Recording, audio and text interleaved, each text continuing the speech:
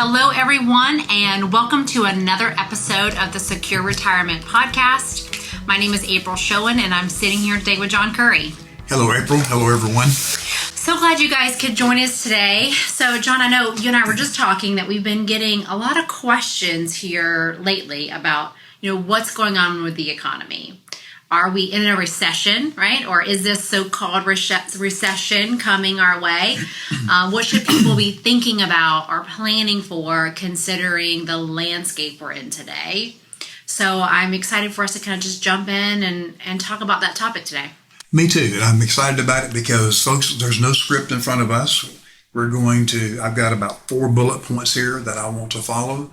But I want to start, April, by simply saying this is not our first rodeo. I've been doing this for 48 years. You've been doing it for 13 years.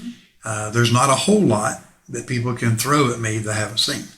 I've got a little bit more experience than you. Yeah, a little bit. So, but I want to throw some other stuff out there before I start relating some of the things that I have seen personally during my career. First of all, there's a whole lot of arguing going on in our country. We're very divisive. People talking about age issues, whether it be the age of the president, the age of people in Congress. And I'm 70. I'll be 71 in December. I don't worry about the age so much as I do worry about your ability. We all will reach a point that we are unable to do things we did before. So I like to think in two words, ability and disability. Doesn't mean I'm disabled and can't do anything. It simply means I can no longer do what I could do before. Yeah, my amputation is a good example of that. There are things I can't do now. Okay, I can do a lot more today than I could 2.5 years ago when it first happened. But I want to talk about that. Also, the political environment, because that does impact the stock market. It does impact our 401ks, our IRAs. And I also want to talk a little bit about what I've experienced with inflation in the past and the recessions. And I want us to touch on 2008 a little bit and 2009, because I think people have forgotten that. People have gotten a little bit complacent and have forgotten what's happened back then. So I'm going to touch on that some if we have time. I know we're trying to limit this to about 20 or 25 minutes today, but that's what I want to cover. Absolutely.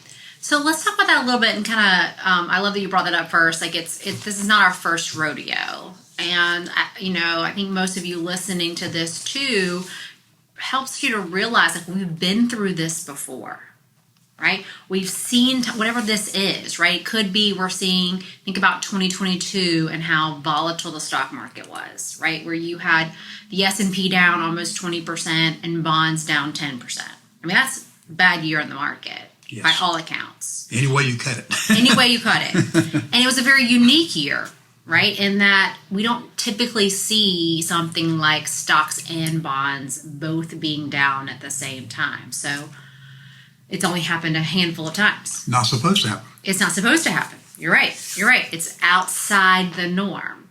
But realizing that we've been there before and that we're also going to be there again. So whatever this is, whether we're talking about recession or we're talking about having some volatility in the stock market, that we're going to get through this, and it's also going to happen again in the future. A friend of mine, Eddie, a good friend, he said, not the first time, not the last time. Not the last time. That's right. And if you're naive enough to think that it's not going to impact you, then you're going to get hurt. And I know we'll touch on this too, but that's when, you really want to make sure that you have a plan for times like this, that you have a plan for tough times, or if there is some sort of crisis that's going on, that you account for that, because we know it's going to happen. So let's have a plan for it. In our world, folks, we call that planning for unplanned life events. Sounds strange, doesn't it? How do you plan for something that is unplanned? Well, the way you plan for it is you get your act together and you have a plan that you have confidence in, that no matter what is thrown your way, you can deal with it. I don't play poker anymore, but when I did play poker, the attitude was real simple. You had to play the hand you were dealt. Sure. And you had a choice. You play that hand or you fold. Real simple.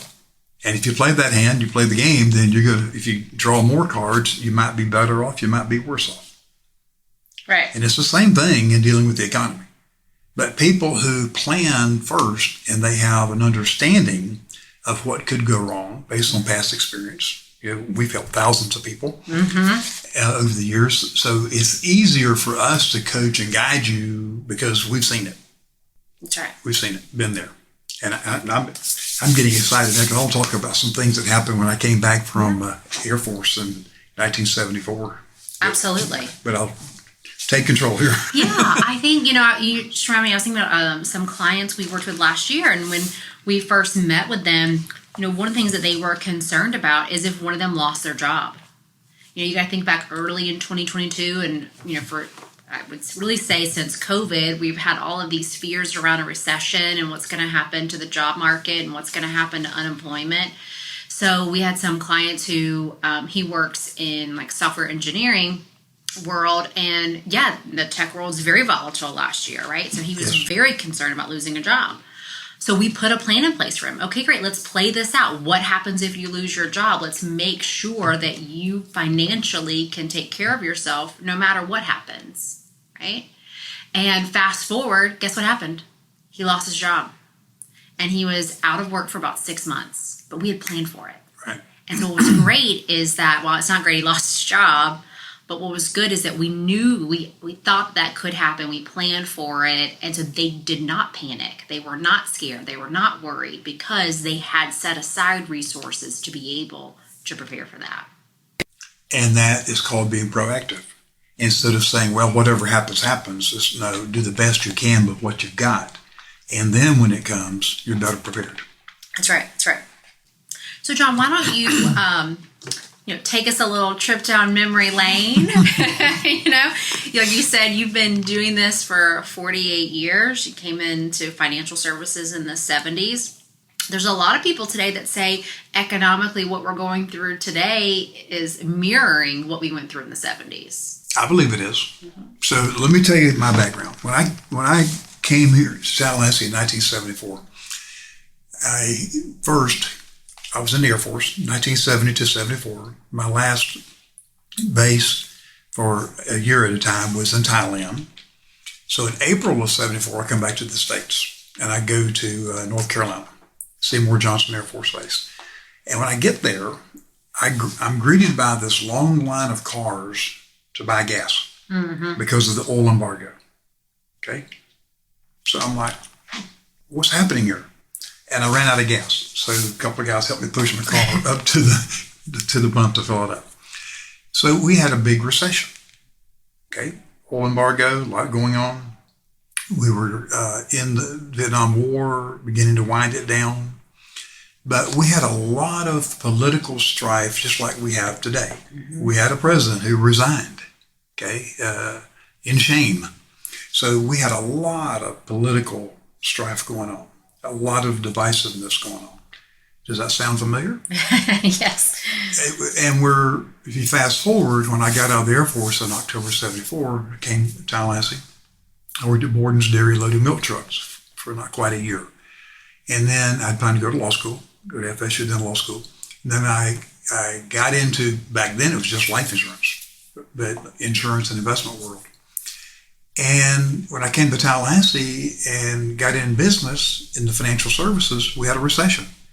We had big projects in this community that if I named them, people would remember them, that came to a halt. I mean, construction just stopped because of the recession. And interest rates zoomed up. Toward the end of the 70s and early 80s, interest rates for mortgages got over 13%. Oof. My house I bought in 1982, 13% mortgage. And we think they're high today. Yes. And they're not high today. Today is more of a normal number, but we forget that. Right. And that's why I was excited about doing this podcast, because I think that all of us need a whack upside the head with that proverbial 2x4 to make us understand, hey, we're going through some of the same stuff. So don't panic.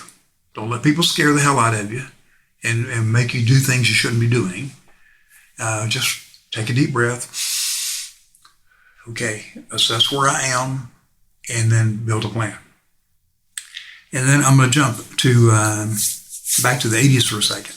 In the 80s, we had the biggest market crash since the Great Depression. We had inflation, the highest it had been ever. Mm-hmm. And mortgage rates the highest. So that's, to me, the end of the 70s and early 80s is almost a parallel of where we are today. High interest rates. Today, I think prime is at 8.5 today. Yeah. And then you take a look at mortgage rates. The last time I looked last week, I think that the 30-year rate was 7.3, I think, for fixed rate mortgage. So we're living in a similar environment. So, people your age haven't lived through that like I have. Right. And your parents and others that are in their late 60s and 70s. And then something that really scared the heck out of all of us was the Y2K scare. Now, some people say, well, that was an absolute fluke, the way that worked. And I say, because we had this fear about it, companies re-engineered some things, and that's why we didn't have the world collapse, because of Y2K. And they learned some stuff from it, and hopefully we learn all the time. You mentioned 2022 a while ago. I'm going to talk about the 2000s in the sense of this. I'm going to be negative for a minute. In 2000, the market was down. 2001, it was down. 2002, it was down. That's 3 years in a row. Now, you and I are geeks about this, you more than I am, but we take a look at it. You go back all the way since the Great Depression. We had 4 years in a row the market was down. And then there's only been, I think, 3. You can correct me if I'm wrong, but I think there's only been 3 periods where we had 3 years in a row with the S&P 500 being down. So overall, it's positive. But what happens is, if we panic and we pull our money out at the wrong time, it could hurt us big time. So my advice to anybody and everybody who listens is, any money you're investing in the market, whether it be S&P 500 or whether it be ETFs or you're buying individual stocks, that should not be your grocery money. That's right. Or your rent money. That should be money that you put aside, and you take the mindset, I know it's going to be up and down. And I know that it could be down at a bad time, and I need it, and I'm going to get hurt. I've experienced it. I've taken money out when the market was down, and I knew, okay, I've got the loss to deal with today, and that money's no longer there to grow for the future. But that was a conscious choice. So don't risk the grocery money and the rent money. That's right. The milk and bread money. That's right. John, I think yesterday I was speaking with a client, and something came about the stock market, some things that she's doing, and she asked me if it was a good idea about what she was going to do. And I said, well, that depends. Like, what's going to happen with the stock market? And she goes, well, you tell me, and as I said, is the stock market going to go up or going to go down? And she's like, well, you tell me what you think. And I said, well, okay, I'll give you an answer. It's going to do both. It's going to go up and it's going to go down. We just don't know when it's going to do those things. And if we could tell you exactly when, we would be billionaires Right. and make a few other people billionaires. That's right. Right? But we don't have that power. No. We don't have that ability. But we can plan around it. And we know it's going to go up. We know it's going to go down. So there are definitely some things that you can do to protect yourself from that. Well, you've done a great job of helping our clients on the investment side. I lovingly call April our investment geek, but she's good at it. Let me tell you where she's good at it. She's good at doing the research and listening to money managers when they're doing workshops, and she's learning what's happening. I don't do that anymore. April is our investment expert, so she takes care of that. But if you have a passion for it, as you do, and you love talking about it, and you have the ability to coach and guide people to where you say, look, I don't agree with you. This is too aggressive for you. How about we back off? Whereas a lot of advisors, go for it, take more risk. We don't work that way. That's right. We don't work that way. Let's talk about 2008 for a minute, because something's happening in our economy that bothers me. I'm not an economist, don't profess to be one. I read a lot. I still read a lot. I'm looking at my bookcase over there. I see books back in the 80s about the Savings and Loan Associations going through their turmoil. A book written by Sheila Barr about the FDIC crisis. But in 2008, we had this Great Recession. And a lot of things that led up to that is we consumers, we the people, started using the equity in our homes like an ATM machine.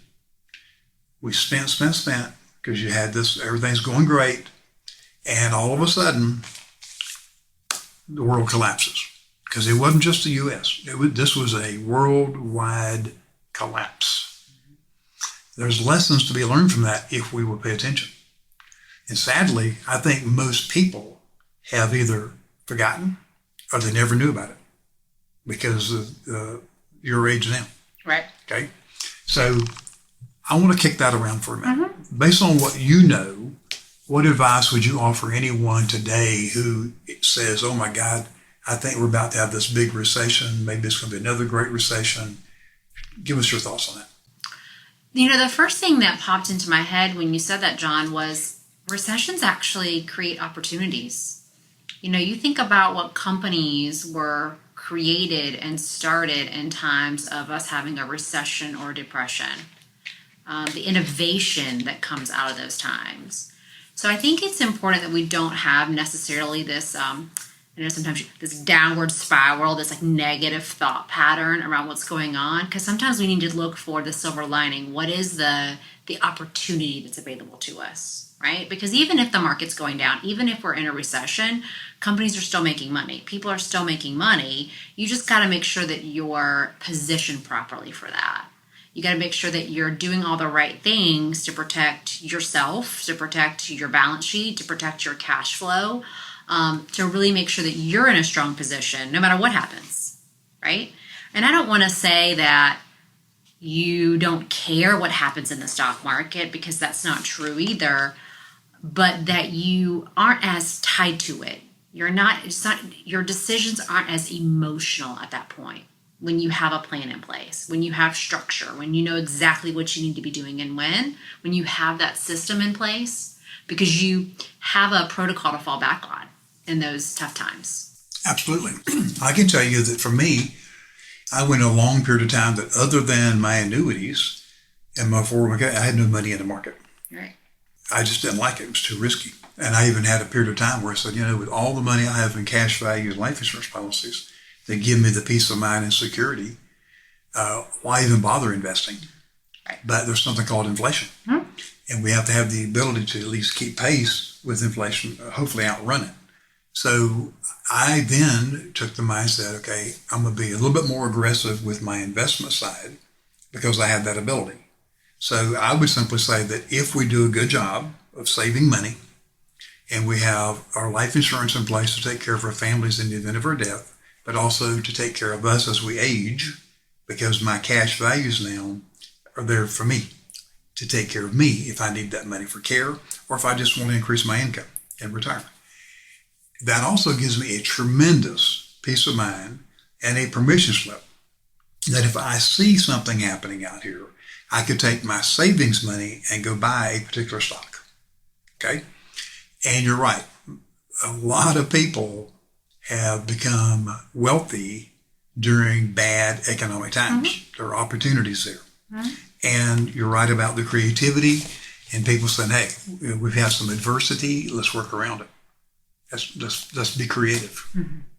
But I think, I really believe in my heart that if people will take a few minutes, just come see us. Let us help you review your plan and decide what is right for you. And then follow the plan. Absolutely. When we're sitting down and meeting with people, and yes, we talk about, planning for these unplanned events or planning for these crises if they come up. But, what's interesting about that is once you do that planning first and you get all those things out of the way, then we can then shift gears and really talk about what's possible, right? Mm-hmm. And we can plan for opportunities and all the fun things, as we like to call it sometimes, because as long as we plan for all those things first, then it really frees us up to really be able to focus in on someone's future and their goals and what do they really want their financial world to look like in the future. Well, my way of saying that is I'm going to plan for the worst, okay? And then I'm going to work for the best. That's right. Because I don't care who we are. We could die today. You could live to be 100 years old and outlive your resources. So I think you have to be realistic and simply say, wait a minute. I have got to assume that I die too soon. And no matter when I die, it's too soon. I live too long. Or I could become disabled and cannot work. Mm-hmm. Or I might need cash. Mm-hmm. and I've got to have it liquid where I can deal with it. And I was taught that in 1975. There are 4 financial hazards that are the most important. Dying too soon, living too long, having an emergency but no cash, or becoming totally unable to work and not have income coming in. And nothing's changed. Half a century later, it's still the same. And it's still the same. Yeah. We talk all the time about how our planning process, these sound financial principles, is something that we've been I'm going to say we, it's a collective we've been teaching for decades. Right. You know, and it's not it's somewhat different today, but the sound principles are all the same that they were in the 70s, 80s, 90s, and today. That's why they're called principles. Principles last forever. That's right. Ideas and concepts, maybe not. We just have to adapt to whatever new is going on in the world today, whether that's new tax law changes or... May I challenge you? Sure. We don't have to do anything. Yeah. But those of us who choose to do it will do just fine. Absolutely. Just fine. So, John, as we're kind of wrapping up here, if someone's listening to this and they are worried about what's going on in the economy today or just the world today, what are some things you would leave them with to help give them some confidence and maybe some things that they should focus in on? Well, number one, as I would say, sit down with someone like us. It could be us or it could be someone else. But find someone that you can have a conversation with. That's a true conversation. It's not someone lecturing you or trying to sell you. It's just a conversation. We're to a point in our lives, we want to help as many people as we can. We do that with podcasts, webinars, seminars, books. But, find somebody that you want to get to know and you develop a relationship with based on trust, respect. But don't go to somebody that just wants to sell a product. Find somebody that's willing to talk with you first. No investment required. Have a conversation. If it feels right, work with them. And if you're listening to us and you're already a client of ours, hey, come in for a review. Come in, have a cup of coffee or a soda with us, and let's just look at your stuff again and make sure that in today's environment that your concerns are met. And then I think take action. If you see something's not right and you have the financial wherewithal to fix it, fix it. Don't talk about it. Take action. The worst thing you can do is be like that ostrich and have your head in the sand. Yes, because your butt's sticking up in the air. That's right. Yeah, that's the worst thing you do is just ignore it and just pretend it doesn't exist. It's not out there. And I want to make this comment because I can't remember. It's been within the last month. We were meeting with someone. They said they didn't want to come in for a review because they were embarrassed about some of their financial behaviors. They had spent quite a bit of money on stuff. And I said, why would you feel embarrassed? When you come in here, you're in a safe room right here where we are. What happens in here stays in here. Mm-hmm. To paraphrase that ad about Vegas. Right. But I would say, number one, find someone that you can have a conversation with, that you enjoy talking with, and then sit down and look at it, build a plan, stick to your plan. If something changes to where you got to modify the plan, great. But as much as you can, stick to your financial roadmap. I love that. That sounds great. Well, thank you guys for joining us today, and we look forward to talking to you guys again soon. We've got some great ideas for some future podcasts, and also stay tuned for our future webinars too. There's going to be good stuff coming, folks. All right, have a good day. Bye. This material is intended for general public use. By providing this content, Park Avenue Securities, LLC, and your financial representative are not undertaking to provide investment advice or make a recommendation for a specific individual or situation, or to otherwise act in a fiduciary capacity. If you would like additional information about our services, you can visit our website at curryschoenfinancial.com, or you can call our office at 850-562-3000. Again, that number is 850-562-3000. This podcast is for informational purposes only. Guest speakers and their firms are not affiliated with or endorsed by Park Avenue Securities, Guardian, or North Florida Financial, and opinions stated are their own. April and John are registered representatives and financial advisors of Park Avenue Securities, LLC. Address 3664 Coolidge Court, Tallahassee, Florida, zip code 32311. Phone number 850-562-9075. Securities products and advisory services offered through Park Avenue Securities, member FINRA and SIPC. April is a financial representative of the Guardian Life Insurance Company of America, New York, New York. Park Avenue Securities is a wholly owned subsidiary of Guardian. North Florida Financial is not an affiliate or subsidiary of Park Avenue Securities or Guardian. 2023-161597 expires November 2025.